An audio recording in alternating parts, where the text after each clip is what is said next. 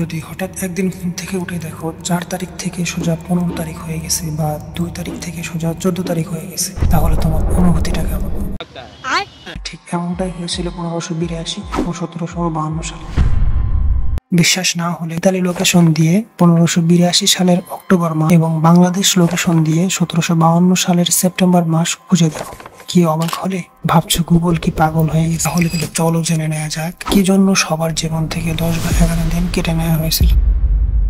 1752 only had 355 days of The calendar missing 10 days. There's 10 days missing from the calendar.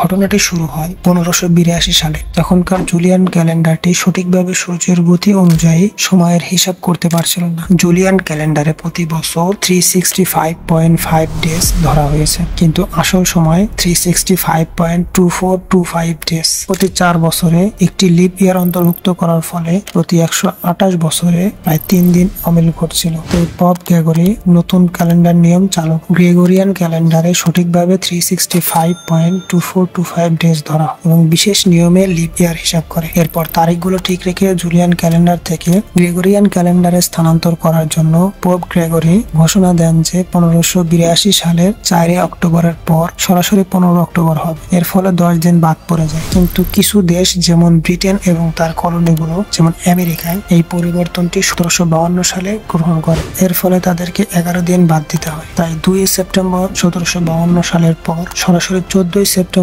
1752 হয়ে যায়। ফলে September মাসের 11 দিন কম ছিল। মূলত এই কারণে 1582 সালে 10 দিন এবং 1752 সালে 11 দিন ক্যালেন্ডার থেকে কেটে দেওয়া হয়েছে। ইংরেজরা যেহেতু 1752 সালে তাদের নিজস্ব প্রশাসনিক কাজের জন্য এই ক্যালেন্ডার ব্যবহার করতে শুরু করে, আর আমরা তাদের অধীনে থাকায় আমাদেরও এই সময়টাতে 11 দিন কেটে নেওয়া।